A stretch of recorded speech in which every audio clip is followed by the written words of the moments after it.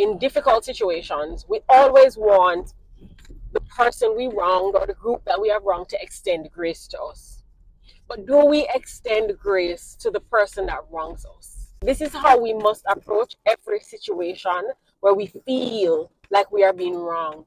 Say, if I were the offender, how would I want to be treated? Try to put yourself in their shoes. Maybe you'd never in a million years do what they did, but ask yourself, if I were the offender, what would I want? How would I like to be handled and dealt with? And treat the person that way. Christ, of course, is the ultimate extender of grace. We should have died.